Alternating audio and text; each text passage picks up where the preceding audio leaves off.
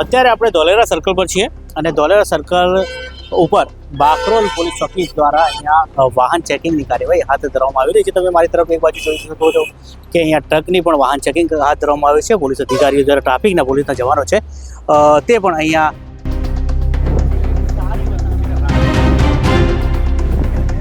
અને સેન્સિટિવ જગ્યાઓ ઉપર કાર્યવાહી કરવામાં આવી રહી છે। એ રસ્તા ઉપર ગમે ત્યારે મોટી વાહનો પસાર થતા હોય તે પોલીસ દ્વારા એક સારી કાર્યવાહી કરવામાં આવી રહી છે। પોલીસ દ્વારા સઘન ચેકિંગ હાથ ધરવામાં છે। લાયસન્સથી લગાવીને દરેક વસ્તુની પોલીસ દ્વારા વાહન ચેકિંગની કામગીરી હાથ ધરવામાં આવી રહી છે। ત્યારે આપણે જોઈ શકીએ છીએ કે ત્યાં ટીઆરબી જવાનો પણ છે, તે પણ ગાડી રોકાઈને ચેક કર્યા હતા। ત્યાં પણ છે, ત્યાં છે અને એક અધિકારી છે આપણી સાથે જે અત્યારે કાર્યવાહી કરે છે।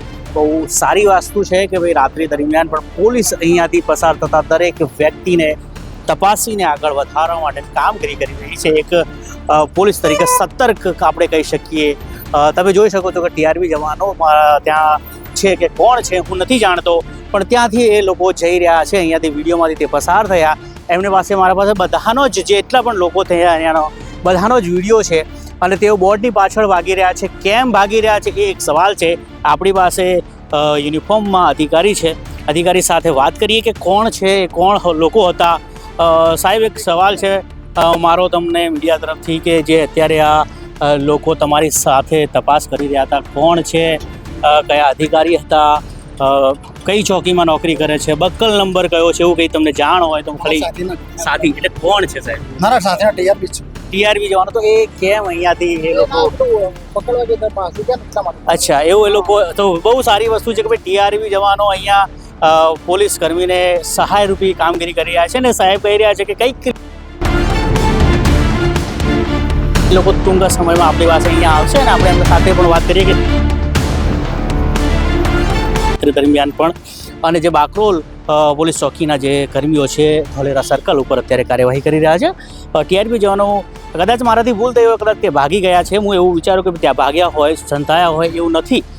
સાહેબનું કહેવું છે કે કદાચ ત્યાં કંઈ છે તે લેવા માટે ગયા છે, એટલે આપણે ચોક્કસ એવો પ્રયત્ન કરીએ કે ત્યાં શું છે જાણવાનો પ્રયત્ન કરીએ કે એવું તો તે કઈ વસ્તુ છે કે ત્યાં જઈએ અને ચેક કરીએ કે ભાઈ એવી તો કઈ વસ્તુ છે કે ત્યાં ટીઆરબી જવાનને કાર્યવાહી કરવાની જરૂર પડે પોલીસ અધિકારીને છોડીને, તો આપણે ચોક્કસથી ત્યાં જવાનો પ્રયત્ન કરીશું અને ત્યાં સ્થળ ઉપર ચાલુ કેમેરામાં સ્થળ પર શું છે ત્યાં કે ભાઈ ટીઆરબી જવાનને ત્યાં રેડ પાડવાની જરૂર પડે।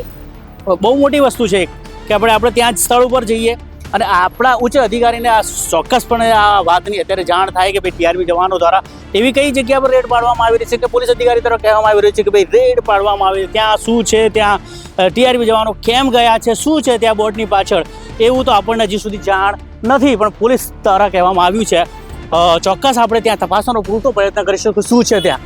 તો આપણે અત્યારે ત્યાં જઈએ છીએ,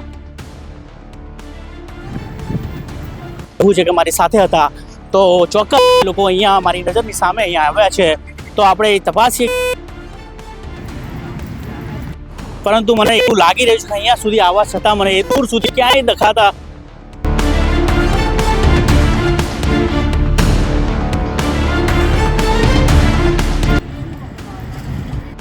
મોટો સવાલ છે। અહીંયા સુધી આપણે આવી ગયા છો પણ મને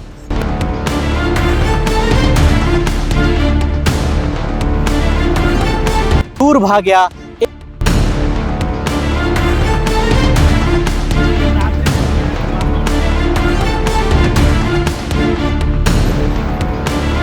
ને ક્યાંય એ લોકો દેખાતા નથી। અધિકારીનું કહેવું છે કે ભાઈ એ ટીઆરબી જવાનો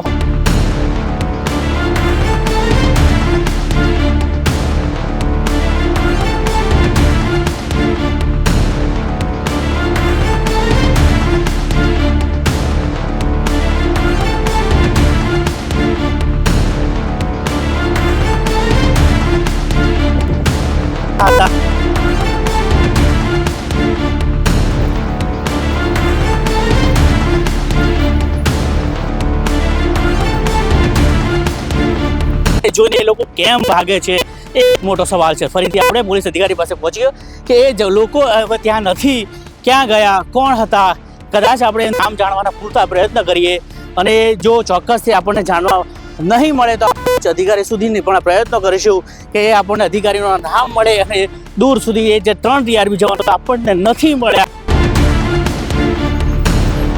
તે પોલીસ કર્મી હાજર છે. પોલીસ કર્મી પૂછીશું કે ત્યાં સ્થળ ઉપર કોઈ નથી, કોણ છે એ લોકો. સાહેબ ચોક્કસ તમારા સાથે ફરીથી એકવાર વાત કરવા માંગીશ. તમે જેમ સ્થળ ગયું શું હતું, ઘટના સ્થળ પર નથી એ લોકો, ક્યાં ક્યાં ગયા છે? ટ્રક બંધ પડે કટ ઉપર એટલે ત્યાં એટલે ટ્રક બંધ થઈ ગયો. અચ્છા, ટ્રકનું સાહેબનું કેવું છે ચોક્કસ ટ્રકને બ્રેક ફેલ થઈ ગઈ છે, પરંતુ એ રોડ તરફ ગયા જ નથી. એ લોકો અંદરની તરફ ગયા છે. મારા કેમેરાની અંદર છે એ લોકો. ચકાસણી દરમિયાન ચોક્કસથી આપણે વાત કરવા માંગીશું કે કોણ હતા, કેટલી વારમાં એ લોકો અહીંયા પહોંચશે, અને જો કેટલી વાર કદાચ એ લોકો અડધી કલાક હું માની લઉં સવાર સુધી અહીંયા કદાચ આવે. સવાર સુધી સાહેબ આવશે અહીંયા? એ લોકો રિટર્ન થશે? અરે એ લોકો પાછા આવશે ને સવારે? 100% ભાઈ સાહેબનું કહેવું છે સવાર સુધી તો 100% આવે છે. મીડિયાની ટીમ હું માનું કે મારે કદાચ સવાર સુધી વેઇટ ના કરવો પડે અને રાત્રિ દરમિયાન જે લોકો મને મળી જાય. કોણ છે, સારું કામ છે, પોલીસ કર્મીને મદદ કરી રહ્યા છે અને ધોલેરા સર્કલ ઉપર વાહનની ચેકિંગ હાથ ધરવામાં આવી રહી છે. અત્યારે આ સમગ્ર મામલો મારા માટે તો એક સારી વસ્તુ છે કે ભાઈ પોલીસને મદદ કરી રહ્યા છે, પરંતુ કેમ એ લોકો ભાગી રહ્યા છે એ મોટો મારા માટે સવાલ છે. સવાલ મારો એટલો જ છે કે એ લોકો કોણ છે કે પોલીસ કર્મીને સહાયરૂપ થયા પણ મીડિયાને જોઈને ભાગ્યા, એ એક મોટો સવાલ છે. India voice, Amin Parmar, Ahmedabad.